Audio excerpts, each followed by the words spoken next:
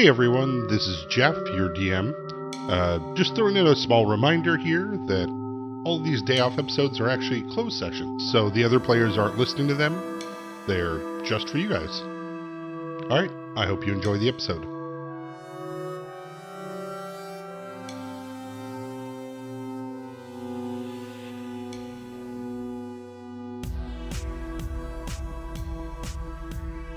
Start us off right with a lightsaber check. Alright, this time I've got a really good feeling that now it's 14. Alright, let's be done with that.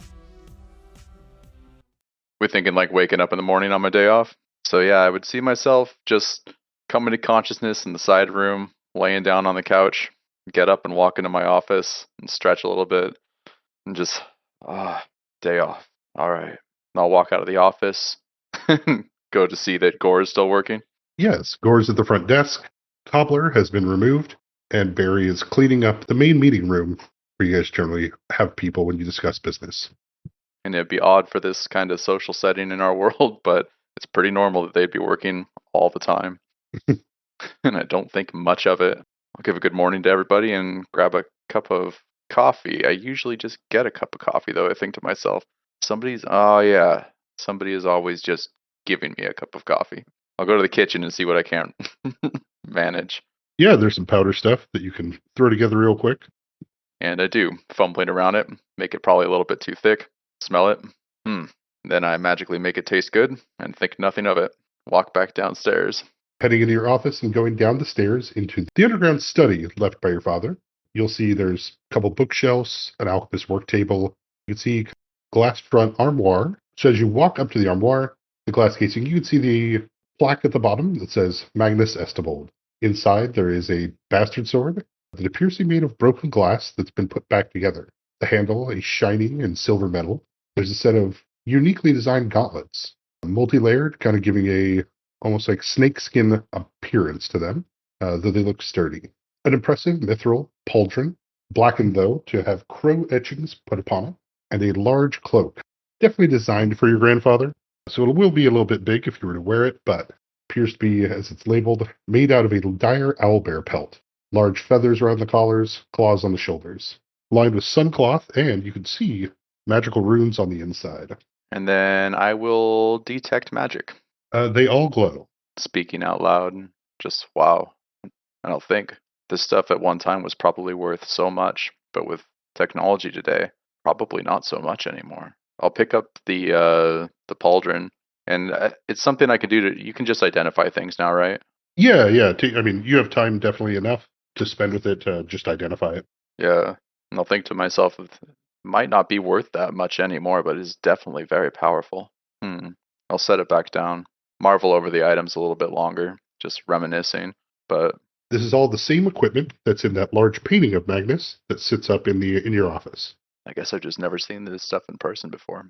Yeah, this whole room is a mystery. Take a sip of the coffee and set it down, and slowly walk over to the journal. Yeah, you have it left open in the spot that you had started reading the day before.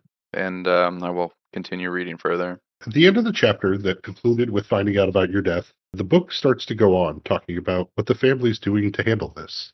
Matilda, it appears back then, in her youth, was an acolyte training for the Church of Azdan. She performed a ritual to keep your body safe. During this time, Magnus set out to try to find a way to bring you back. Mortimer and Evelyn are beside themselves as you read through the book of a heartbroken man discussing about what he would have to do in order to bring back his son. His father, Magnus Estebold, is referenced multiple times as being a perpetual and is currently heading back to Corza in order to look through the research of the Mad Librarian to see if there's something that can be done. Perpetual. I never knew that about him. Yeah. What does the common person these days know about the perpetuals? Yeah, the common person would know they exist. If you live in America, you know about the Mounties. Okay. But you don't know, like, official Mountie stuff, right? Like, you know they're an organization, they exist, they're something like that. What kind of knowledge would you like? History or local or? Yeah, go ahead and give me history. I roll for a knowledge history, rolling a natural 20, getting a 26. With a natural 20, it actually kind of fits that you do know about the Perpetuals. In a way, they are kind of magical repo men, chasing down magic items that have been either discovered to be dangerous or cursed, or even intelligent items that can take over people. They travel the world trying to recover these things so they can keep them safe. Powerful artifacts generally end up in their stead as well. Though not necessarily politically motivated, they are respected across the world for kind of the work they do. Magnus Estebold being a perpetual makes sense now when you think about your grandfather and the travels he did, the items he has. It definitely looks like this is all built for somebody who knows both magic as well as physical combat. Yeah, I'll kind of laugh a little bit. Just, yep, he really just was that badass. One thing I guess with that natural 20, looking at the gear that was left behind, that's probably what he used. But as far as the magic came across, none of this appears to be an Alfier. To put it simply, none of this appears to be any kind of intelligent item that the Perpetuals would have used. Gotcha. I would imagine he probably wouldn't store anything like that here, unless if there's some crazy circumstance. hmm Not wanting to spend too much time, I might just kind of thumb further through the journal to see if I can't see how am I alive right now if I died? Because I really don't want to have to ask Matilda. Yeah, flipping ahead, you go a couple journals further in, and you'll find as they talk about Magnus's return, you see notes from your father talking about how strong Xavier's being, helping his grandfather decipher the information that he's obtained. Though part of it seems to be copied down from the Mad Librarian's writings, Xavier seems to have a natural ability to be able to untangle and decipher information from these kind of arcane texts. He'd make an amazing mage if it seemed that he just wants to run circles around people with word games. Magnus seems to have returned with only half the information necessary. He's dropped off what he can for Xavier and I to go over, but it seems that he is heading north. He says he has to go somewhere to the towers, closer to Delon. He's searching for someone known as the Dweller in the Threshold. He believes this is where he can get the rest of the information necessary to do what has to be done. Written in your father's handwriting, I fear that I'm going to be asked to make an impossible trade with a very clear choice. I fear that I may have to lose my father to gain my son. The answer is very easy, but that does not make it any simpler. Moving further ahead in the journals, you'll get to the part where they talk about Evelyn, your mother, reaching out to contacts, scientists, and excavators on Thus. You'll have notes from your father talking about how they have to take out a loan in order to buy the materials necessary. It appears Magnus has come back with the rest of the information needed. As you're about to start into that at the top of the stairs, you will hear Barry's voice. Mr. Estebold, there's somebody here for you. Thank you, Barry. I'll be up soon. I'll have to come back to this. Close the book with a sigh and start heading up.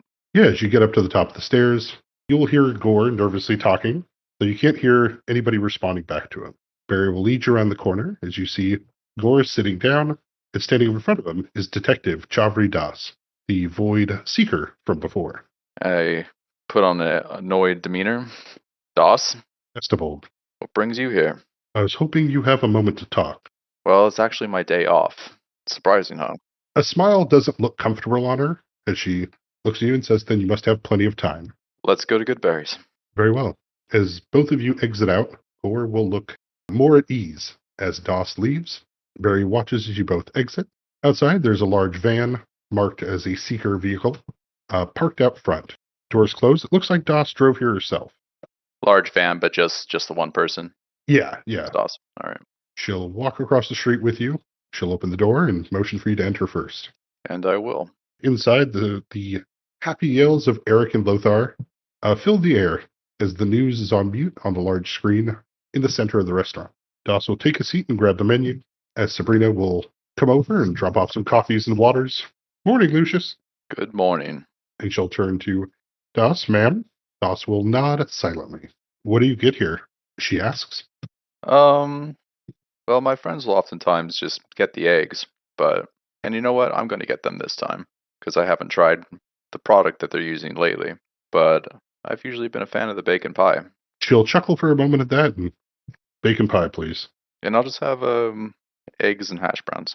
Coming right up, and Sabrina will head off with your orders. Doss will sit there for a bit, looking you up and down, kind of staring you across the table. I'll let that happen for a couple minutes, and then speak up. Well, go on. Mr. Estebold, is there anything that you would like to share with us? Am I on some kind of record? Not at all. Well, sure then. I'm having quite a nice day. How about you? You know, it doesn't seem too bad. But we'll have to see how the rest of the day goes before I make that judgment. Oh, I hear you. Well, that's me sharing. How about you share? Why are you here? The law is a difficult thing, Mr. Estebold. Is it? I became a seeker because I believed in the Arcani Pact. I try to do right by most people. I try to make sure to do my job with professionalism. I've found that most times I am making a difference. I'm helping people, but sometimes I find that the law cannot help as much as I wish it could. There are people that have enough power that they can deflect the law, move it around like the element shapers of the Artori Wilds. And that doesn't always feel right. Sometimes I find that through luck or happenstance or just fate, bad things happen to bad people. And when that happens, I try not to dig too hard. Shame about what happened on the freeway the other day. Looks like the Crow won't be able to make his settlements or won't be able to delay it any further. A lot of families are going to get money in time to celebrate the winter holidays. And that's a good thing. That's something that matters. She'll stop talking as Sabrina brings over the bacon pie and your eggs and hash browns. I'm glad you see it that way. I'll take a bite of the eggs. Standard chicken eggs, a little bit oversalted, but not too bad. And for once, I will not alter my food. But random things, they happen, don't they?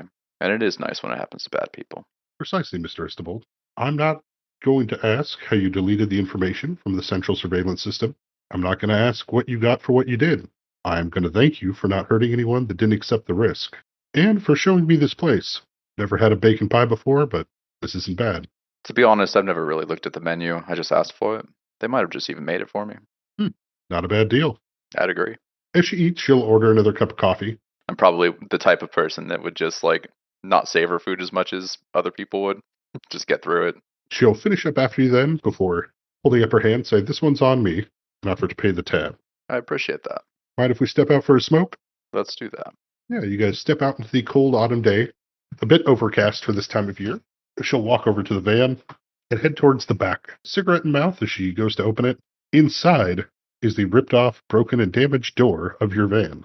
Yeah, a bead of sweat will form on my brow. Oh, that's a bit embarrassing. She kind of hiccup laughs as the smoke comes out of her nose. I am going to write you a ticket for littering, though, Mr. Estebold. No one is above the law. Can I at least have it back? Absolutely. Send your crew out here to get it. I've lifted it once. I'm not doing it again. 1 second on that. Oh, I think it was only a thought to have a spell that would carry stuff. I never really did. Oh yeah, because I'm a sorcerer, and it'd be very difficult to take that. Saying that would have been 25% of all your spells. Right. Or at the time, it would have been 100% of all my first level spells. Yeah, looking it over, I know I'll just embarrass myself if I try to get it myself. So, God damn it, Doss, can you just help me get this thing onto my property? I will roll a diplomacy. Go ahead and roll me that diplomacy. I got a total of 19. Yeah, she looks at you for a moment before she puts out her cigarette. I gave everybody the day off. Quietly stare at you in the judging way that she does. She will get inside the van, grab the other end. And we start lugging. Yep. And you two will carry this back around to the gate so you can put it back with the width of the impounded vehicles and other larger materials that you've repoed. While we're struggling with this, say, Doss, I didn't delete anything. I don't know how nobody knows about this. I saw it on the news in the morning, and then there was nothing. So you guys put down the dented and destroyed door. She'll light up another cigarette. Huh. Well, I guess I'll have to look into that. Because if you didn't do it, then somebody's directly interfering with this on your behalf. If you're not going to tell me who that is, then, well, I hope you're not tied to them. Well, hopefully I didn't say too much to you. But we were within our contract, and we did what was right.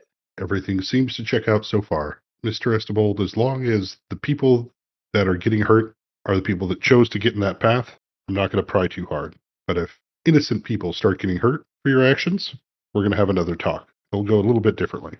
All right. Well, it'll be nice to see you again on this same note then. With that, I wish you a good rest of the day off. You as well. She'll head back and close the doors to the van before walking across the street to go talk with Shrapdell. You'll see them talking for a moment before she'll take a seat and go to start playing chess with him. Speaking to nobody, my day off. My phone will kind of levitate out of my pocket, and I will let's call Doga Dirth, the Illican scientist. The phone rings for a moment before you hear the chipper voice of, "Hello, hello." Doga, it's Lucious Estebold. How are you today? "Oh, hey, I'm good.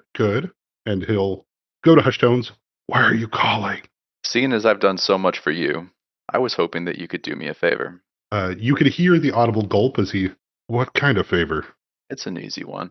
I'm just looking to see if you know anything about, or if you guys do any experimentations on cockatrices. "Oh, like those Those horrible Verdant Isle chickens? Yeah, Yeah, no, we do. great.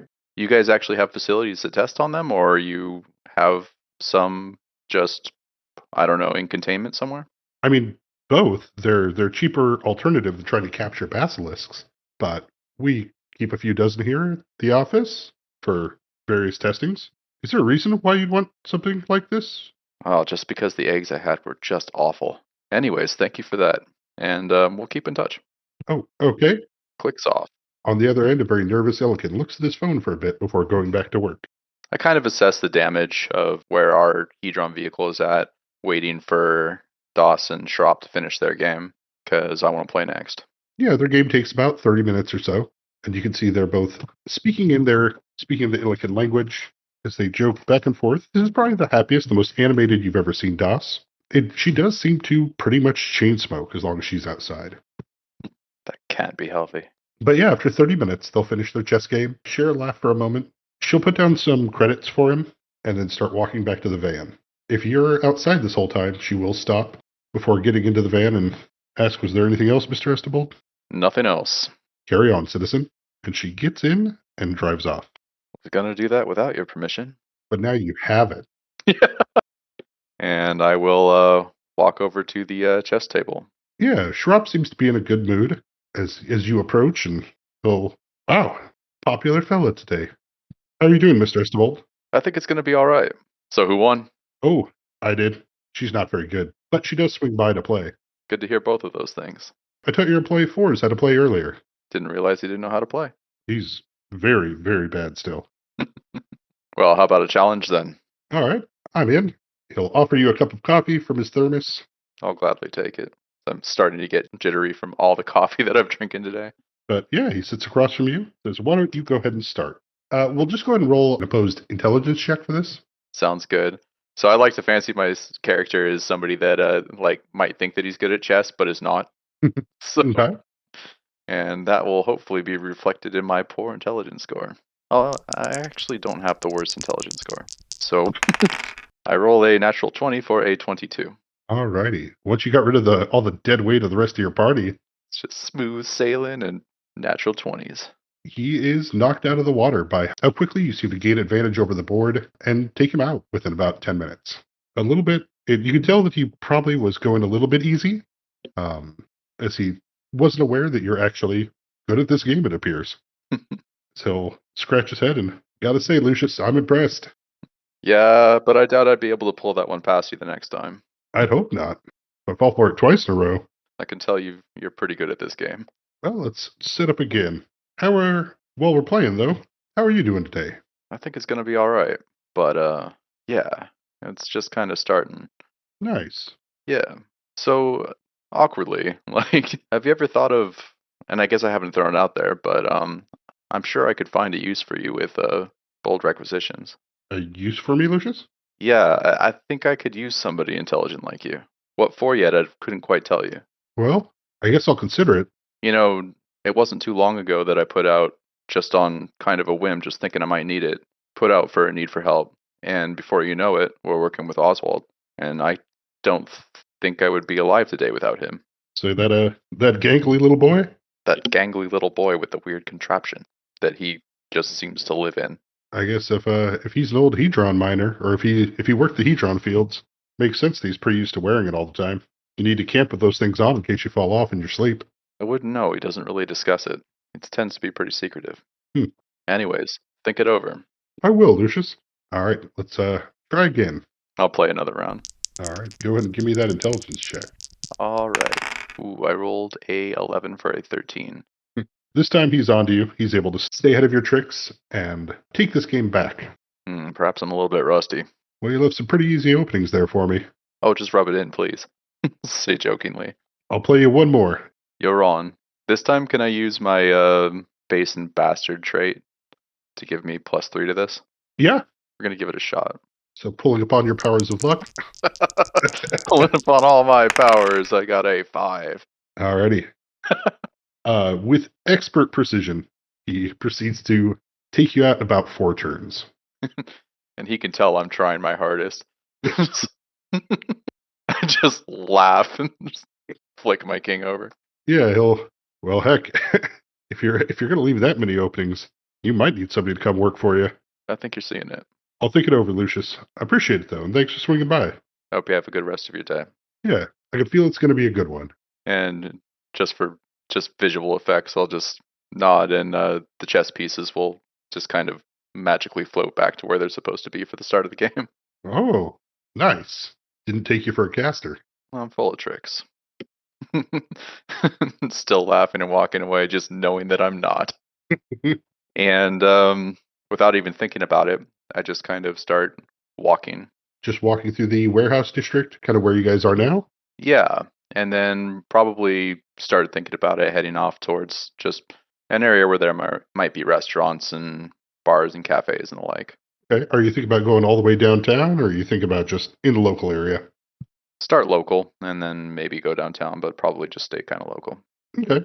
Yeah, it is quiet streets out here in the warehouse district. A few moon rats will go riding by on their hedron cycles. The overcast part of the day keeps it all fairly cozy on the cold streets. But you'll find your way over to some local bars, unless you're trying to go to like a specific one, like the Wagon Wheel or things like that. Nothing specific. Yeah, you can find yourself a small kind of cafe, some seating outside, and Sounds about right. So I'll just grab a tea or something and just kind of read up on the news, see if there's anything new developing from from both the accident with Toger Crow to the what has to be starting up family wars. yeah, you can see on the news right now they're announcing that there is a crimson alert for the Selene district in the Bayview area. They recommend for the Bayview as well as nearby neighborhoods to remain aware and vigilant as complications between House Arvori and House Sangari are beginning to escalate. Gunfire has already been heard in the streets on the first day of the conflict between the two houses. And I was there at the start of it. So yeah, this point I'd probably just spend just an hour or two just relaxing and reading just stuff that's available here. Yeah, not hard to sit down and kind of disappear into the crowd, as it were. They bring you over the tea with a couple packets of sugar. You can sit there and watch traffic go by and look out and see the large light rail that crosses through the center of Dust Banter and airships far above, kind of give it the illusion that even though it's your day off, the city is very much alive and bustling. Then as I imagine it's starting to get more into the afternoon, I'll look down on my watch and say, "Oh man, just a couple more hours until Dungeon Crawl is on." And I'm gonna wander over to the light rail, and I want to go see it somewhere in the city. So I'm heading downtown. Excellent. Hop you on the light rail, you'll pass by various giant billboards, the Omnimart, Underground Crush, a giant poster for a historical fiction movie called Jamak. You'll pass through the bright lights of Amon advancements as, yeah, you'll arrive downtown into the business district. While I am on the light rail, I'd like to be thinking about what Doss had said, the code that they follow. What is that? The Arcani Pact? Yeah, the Arcani Pact. What is that? Go ahead and roll me a history check. An attempt at a knowledge history. I get a total of 14. With a 14, it's not something you spend extensive time, but you do know history, right? Mm-hmm. Axis Arcani is, as far as known in the Dustband area, is Saint Arcani, the one who reformed the Seekers after they used to be more of a corrupt institution. The Arcani Pact effectively kind of means that almost any Seeker that gets in is bound by a code of conduct, an oath to Saint Arcani, to do their work with the intent of doing the most good. Now, there's no repercussions to this if they don't do it, but most Seekers join because they believe in those ideals. Though it's not hard necessarily to find examples of bad ones, the intent there, at least originally, was Seekers to be a force for good. Before this, as I recall, Seekers were kind of like an enforcement to root out and eliminate arcane casters, right? Correct. Saint Arcani is the one who changed that. So yeah, I just kind of think about that for a little bit, and then I imagine I'll get to my destination eventually. Yeah. Nope. Downtown business district. Nice restaurants, fancy suits, rich people are sharing drinks in the middle of the day, talking about their lives at home in the office, joking about what's on television. You can see that at least this area of the business, excuse me, you can see this part of the business district vastly different than the warehouse district. You cannot see anybody at corners panhandling. It feels very clean here. I don't come down here very often, so is this just kind of well known, or is this something that I'm just now kind of seeing? No, it's something that's somewhat well known that these people here are more than willing to use the Seekers to call for private security to remove unwanted elements from the area. Yeah, it's their need to always do good. Our Kane Pact. But yeah, you're not too far away from bold partners if you're looking to meet up with Xavier. No, today's a day off. Otherwise, fine steak shops and expensive bistros await you. Music plays from corners. You see fancy clothing shops like Myth Rains, and as almost anywhere can be found, the chain coffee shop Fruit and Bean. I'll go listen to some street musicians with intent to throw credits. Ooh, there would not be street musicians here. Oh, they're not. Okay. What kind of so the music? Where's music coming from? Oh, like just kind of like store music. Oh, okay. Uh, Oh, you could probably find a few bars walking into like an Applebee's, but they have a section set aside for live music. right. So this would be where a street performer could play if they get in good with the owner of the bar, but you can't perform on the street. Gotcha. So less interested in that, I think. And I'll just find a place that looks like it would be fun to watch dungeon crawl at. Okay. Yeah. You'll be able to find a small tavern down here. This building looks like it was built a long, long time ago, and they've just been keeping it up. It has a goose with multiple heads, almost like a goose hydra is the logo. Before entering in to see a fairly cozy tavern, probably about 20 people could fit in here. They've got two different screens, one playing sports, one playing news. But when Dungeon Crawl comes on, you know they'll probably put it on. I'm excited. I grab a drink and sit at the bar. You definitely have a few hours to sit, enjoy some quiet beers. The bartender here, a bald Lykel with no hats on, would make idle chit chat with you as you kind of hang out. Sounds good. I'll kind of see if he has like I don't know any information on things going on in the city, anything that's kind of surprising or shocking or anything like that. As you try to chat him up, and he'll, oh, I don't know of, not too much goes on down here, really. Yeah, how could it? He'll give you an odd look. It's a lot of people getting ready for the winter family holidays and whatnot. Staying open, keep the lights on. Should have a good crowd in here later, though, if you want to chat it up with people. Sounds good. I'll be around. So the dude just kind of he's just a bartender. He's being bartender stuff. Yep, he is constantly cleaning a mug. But as you sit here then at the honking hydra, A name. I like that one. Yorlix, which is the bartender here, will turn to look as the door opens up, and you'll see two basically downtown gang members enter in. They have dark, tattooed kind of eyes to make it look like when they close their eyes that they're just black and hollow. The Bodaks. They do off the book work for corporations. They're a little bit more professional than the ones you have in your area. Right. I probably never really interacted with them, but I know about them. One of them's a human, the other one a void, as they'll come in and wave Yorlix around when you get a chance. And he'll nod and excuse himself from the conversation with you before heading over to bring them a pitcher of beer. From what you can overhear as they talk with the bartender, they are also here to watch Dungeon Crawl. I'll shout out, "You guys like dungeon crawl?" They'll both look over at you and, well, yeah, it's the big finale. I haven't been able to watch in a while. I didn't even realize. It's going to be a good one. We get to find out what happens between Andrea and Shrek. And I'll just move my beer and just hang out with these guys for a second. Because who wouldn't want to hang out with Bodaks? They'll kick over a chair, signaling that it's open for you to take a seat. Yeah, I feel like I would just do so good at this game. Yeah, they'll look at you and laugh and cheers. And you, why? What do you do? I'm just good at figuring things out. Like I feel like I would just know where that secret door is. Just somehow. Yeah, they'll chuckle, and the one that's clearly the leader, she'll reach out a hand. Gavi Karza. This here's Theo. The Bodaks, they have shaved heads and blackened eyes. But they'll joke around with you of, oh yeah, no. Theo here would be great at it as well. He's got a mind for this stuff. Yeah. Confidently take a swig. I'm pretty sure Shurik has this. Lizard folk are they're just stronger. They're built for this. Before Javi would cut in and, no. I think Adria's got this one. She's been playing a good game this entire time. As they're talking about it, yeah. And I, by the way, am Lucious Estebold. All right, Lucius. You want to take bets on this? Well, seeing as I haven't really been paying attention, obviously yes. That's what we like to hear. And they'll, Yorlix, another round on us. What did they say that the lizard folk's name was? Shurik. And how many people are competing in this, in the finale? Theo would excitedly jump in. These are the last two. Everybody else has been incapacitated or taken out. Just voted off the island. They'll laugh, and If you call taking a fireball to the face voting off the island. Sounds like a cheersing moment. Cling, cling, cling. All right. Well, I think I'm gonna have to go with put my bet on Andrea.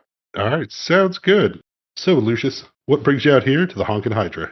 I just usually don't get out to downtown all that often, and I thought I'd catch the end of a dungeon crawl here. As good as any. Yeah, the inner city seems so clean. Oh, you know how it is. The suits like to make sure that they aren't bothered with, riffraff, trash. Mm. Javi will kind of nod her head towards the front door, as you'll see walk in a blink dog.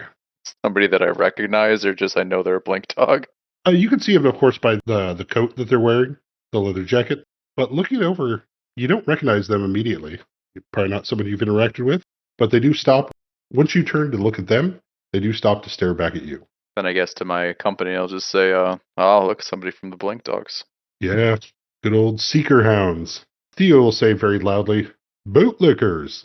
And Javi will laugh and cheers Theo before slamming down the rest of her beer and filling up from the pitcher. The Blink Dog does look rather upset and annoyed by this, but will take a seat similar to where you were sitting before at the bar and order a drink.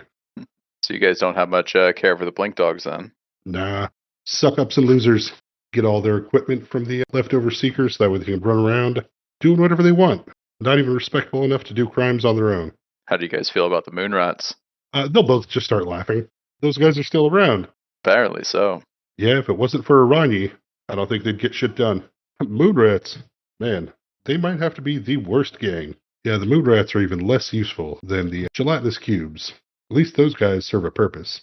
Digging through trash, finding evidence, blackmailing people. I've actually never even ran into anybody from the gelatinous cubes. What an unfortunate name. Nah, G3 as they call themselves. You're probably not going to run into too much, and they look you over a bit and see that you're dressed professionally. I mean, you're still scubby professional, but professionally. Like, yeah, someone like you probably doesn't have to deal with them. They serve the media a lot better. Well, that's interesting. Thought I knew all about the Moon Rats. I've never heard of Arani. She's secretive as hell. Stays locked up in that bar of theirs. And then I'll have a flashback to when somebody was pointing a shotgun at us. Or was it? It was Fours, right? Mm-hmm. Like maybe that was her. What does she do for them? Oh, she coordinates the whole thing. She used to work for Emperor Securities. We tried to bring her on, but she didn't want anything to do with us. Person's a terminal constant user. There's something you need found. She can find it. What's a terminal constant user? Is that something that I should understand? You know that's slang for someone who's always online. Okay. Well, that's cool. That puts some pieces together for me. Yeah, I guess I'll just continue kind of bullshitting with these guys. They'll just kind of keep talking. Setting up the bet over Dungeon Crawl. But after a couple drinks, the Illican Blink Dog will walk over to the table. They have in their hands a glass of water as they stop, and Lucious Estebold, correct? The one and only. And you? Do you mind stepping outside? We have some business to talk. Do we? Yes. We do need to negotiate the terms of our previous agreement. We're doing some restructuring. All right. It's rare to catch you alone out here. As the Illican Blink Dog speaks, Javi will cut them off and, whoa. You don't have any power here? Go call a seeker or something. The Blink Dog will look visibly kind of annoyed. This person is in our jurisdiction. We need to rediscuss their protection payments. But Javi will once again, well, they happen to be on Bodak territory. And we're having fun. So why don't you scoot along and go be, I don't know, useful? Is that what you guys do? You're useful? You can see the hand of the Blink Dog drifts over to the cleaver on their side before coming back to their water glass, and this doesn't have to be a thing. We just need to speak with this person here. Javi will look at you. Lucius? And I'll laugh and say, you can always make an appointment. This is my day off. I almost asked you to roll antagonize, but... I mean, it can go that way if you like. But yeah, this guy is obviously angry, and I obviously do not care. Like, our interactions with the Blink Dogs, like, they're not really anybody, right? No, they used to collect protection money from your block until you guys, about a year ago or so, established that we don't anymore, right? Correct. Yeah. Go ahead and toss me a diplomacy right now. Is this guy human? Nope, there's no humans involved in this. No humans. Okay, I got a total of 16. Yeah, the Blink Dog Enforcer stares at you for a bit, looks at the table with a couple Bodaks there before they'll take a deep breath and say, Very well, Lucius. We will call and set up an appointment. I hope you have a good rest of the day off. They'll set their water cup on the table nearby before walking out. Javi and Theo will tap cups before fucking losers. As he's walking out, kind of loudly, I'll say, yeah, yeah, I think that they used to think that they had some kind of claim over the streets in my neighborhood, but they just have no purpose there. The enforcer will stop, and you'll see with clenched fists, they will continue walking. Well, no way that can go bad. Javi and Theo will, who cares? What are they going to do? Call the cops on you? After the beating they took from the Moonrats, I'm surprised there's any of them left. With raucous laughter and slamming their fists upon the table, they will ask you to tell them that story. Oh, no way. Rats beat dogs. Oh, shit. God, they're even more useless than we thought. Although it seems a bit funny at the time, the memory of them just executing the blink dogs in the streets after that fight, I'll go a little bit grim. Maybe that's the story for another time. We're here to have fun. All right. Well, you got next round, Lucius. Sounds good. And I'll head up to the bar to pick up another pitcher. Yeah. Other than that, Javi and Theo will sit down and laugh, share stories, talking about various jobs they've done, high rises they've broken into, rich people they've conned out of money, the good work they do, off the books, of course. If you're a corporation and you need work done and you don't want anyone to find out, we're who you call. Well, yeah, it's interesting to hear about how you guys operate. So these guys are pretty much just fucking scumbags, right? Or are they like it doesn't? Do they do anything good? It looks like they do dirty work specifically for corporate people. Mm-hmm. They don't take protection money. They don't do anything that like harms local people. Okay, then maybe I don't care too much.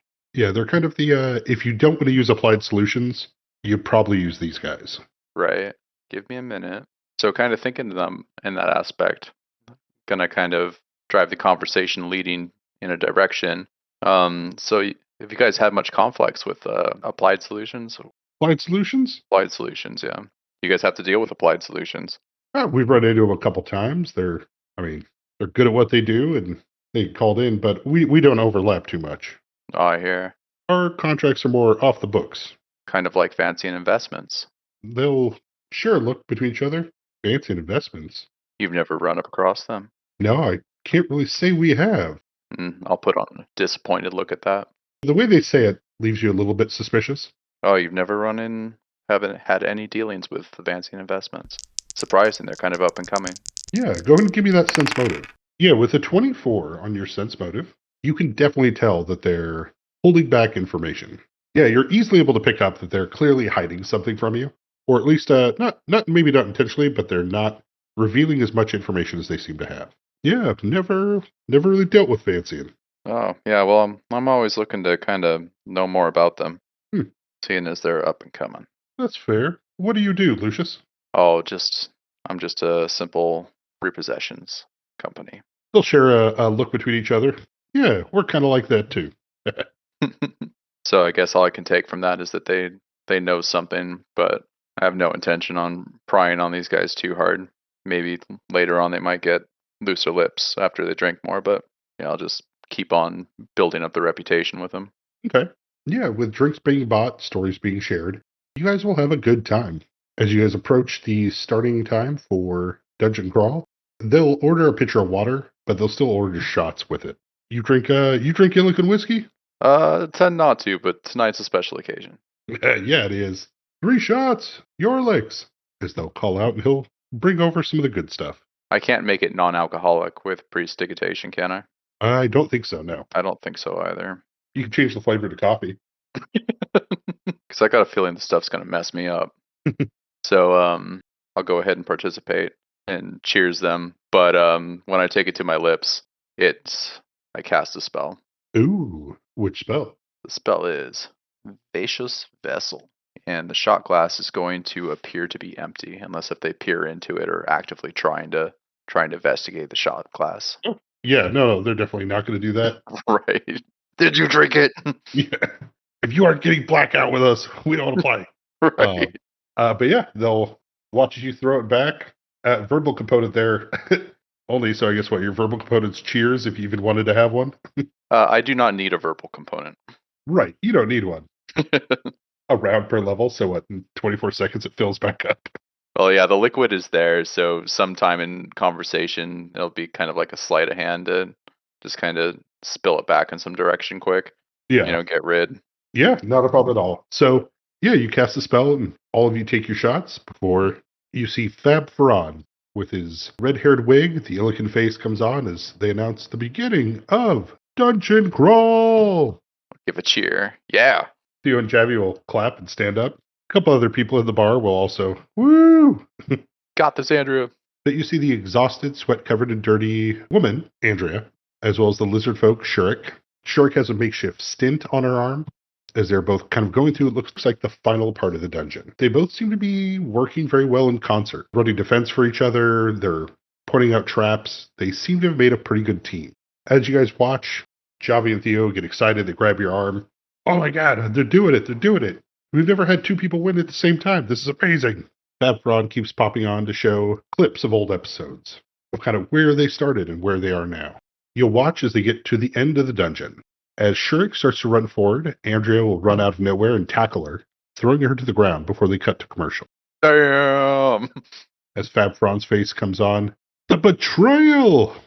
As he starts yelling, as a familiar jingle comes on for the local Omnimart and the Saving Squid carrying way too many bags of groceries.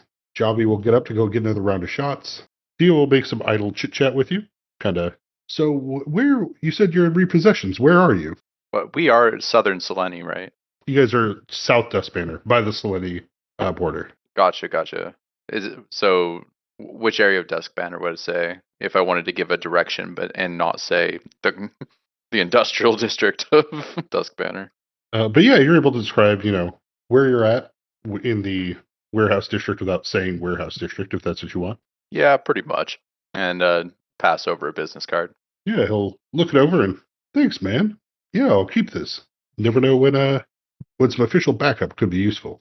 Well, and yeah, I'm usually after information, so I have been open to learn more about advancing investments. He'll look at you and yeah, we could talk. Not now though. Finale's coming up. You saw it, Andrea. But Javi will return to the table with a round of shots as it cuts back from commercial.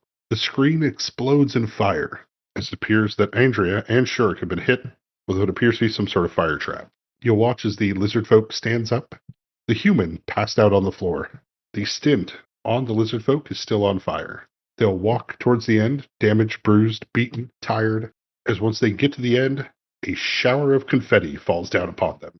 Fab Farron comes running on screen, screaming, grabbing onto Shurik's good arm and lifting it up. Everyone in the bar is pretty stunned as Fab Farron starts to yell that this is the first time a lizard folk has ever won Dungeon Crawl. Your licks will mute the television screen as they start to go into what they've won and playing old clips from the rest of the season. Javi will look at you and hold out her hand. Dig through my pockets and pull out the cash. Damn it. But you got him. That was out of nowhere. Fire trap. No, who would have expected it this late in the game? Obviously, you wouldn't be very good at this. Oh, the kind of realization sets in that, yeah, I probably wouldn't be very good at this. But Javi will use the winnings from you to buy another round of shots, even though you guys have not finished the last one, before she'll say that, all right, we got to pound these quick. We got a job to do tonight. Oh, yeah? What are you guys up to? Nothing big. Got a new recruit we got to haze in. Sounds like work. I will cheers them. Yeah, we can't all have days off. It's a rare occasion. As long as you keep using Vacuous Vessel, they'll slam the shots back to back with you. Yeah, and I do that. I'm not drinking these things. Before they stand up and, well, it's great meeting you, Lucious. Theo will give you the hand gesture, putting out his thumb and his pinky. Give us a call if you need some information next time. I appreciate it. You guys stay safe. They'll laugh and always. With that, Yorlix will come over and pick up the empties that clutter the table and say that, I'm impressed. The Bodax don't usually just hang out with people. They're usually pretty quiet. Well, perhaps I just have a way with people. Can I get you another drink? Just a water. And if you could you turn the volume back up on the show? I want to see the end. Yeah, absolutely. You'll hear Fab Farron talk about how they're going to redesign their home, that they're going to get 500,000 credits, and it's sending them on a 2-week paid vacation to Gold Basin. They talk about how next season will be their biggest season yet, to see if what would you do for another chance. And I'll take that in. What would you do for another chance? Yeah, your Elix will drop off your water as well as your tab before going over to serve some other patrons. I'll pay the tab without drinking the water, and just still stuck on my thoughts on that for another chance. And I'll ask to nobody, what did they do to give me another chance? And I'll just walk out of the bar. Late night downtown, you can hear the sounds of people partying and enjoying their night, drinks, loud conversations.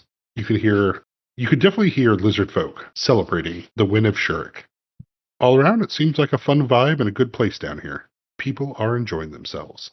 Yep, the people that are allowed to be here. I'll pop on the next light rail out. Rolling back on the light rail, passing underneath familiar billboards and bright lights, it is a quiet and calm ride. Dropped off a couple blocks from the warehouse district where you started, not too far away from your business. And yeah, I think to probably end the night, unless you got something else, I'll probably end it with just wanting to head back and read through those journals again. Yeah, as you head back and take a seat, up above, you can definitely hear the footsteps as people are coming home late at night. Fours and Dosh hear laughter from the kitchen above, as it appears that Fours went out and saw Jamak, that history movie, and is telling Barry about it. But as you sit down to read, you're in the last journal. As you sit down to read the last journal that's in this study, your father writes that we are gathered here together, the entire family. We followed the steps that Magnus has found from the Dweller, and we're ready to bring back Lucious. Matilda has kept his body preserved this entire time. Xavier has read the texts, and we're ready to perform the ritual. We understand that the sacrifice is necessary, and everyone has agreed to it. You can bind a soul to a gem to prevent the soul from binding to the outer planes. I know it was a lot. Evelyn used all of her contacts, and I know it'll cost more to us than we have, but what else can we do? There's no cost too good for our son, she says. We have a blue diamond, forged in thus, condensed river sticks, pressed until it becomes a reflection of eternity, memories from across the universes. Magnus has accepted the sacrifice that has to be done, and as the ritual sits, we must make 3 sacrifices, one of wealth, one of power, and one of body. It flips to another page before he begins to describe that the whole family is invested in this, that we understand what we're giving up, we understand what has to be done. Through our sacrifices, we'll be able to bind Lucius' soul to this diamond, to get him back, to return it to control of his body. Sadly, the sacrifice of power will require that all the other Estebolds no longer be allowed to use or benefit from magic. Matilda's sad about this. She's been doing so well, but she wants her little brother back, more than anything. And as I feared, Magnus is going to sacrifice himself to bind Lucius' soul. I will have to pull upon my father's contacts at the Perpetuals. An item like this is too dangerous to keep here. The wealth alone required to make a blue diamond from the river Styx is enough the thief would never have to work again in multiple lifetimes. I've already contacted the Perpetuals to take away his gem once he comes back to us. I've hugged my father for the last time. With that, he writes, the ritual is done. My boy is back, and I have lost a father. And I close the journal, looking troubled. You are now level 5. And that's where we'll end for tonight.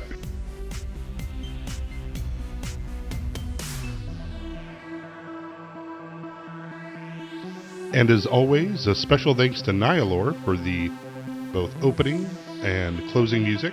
The title of this session's music is Bigger.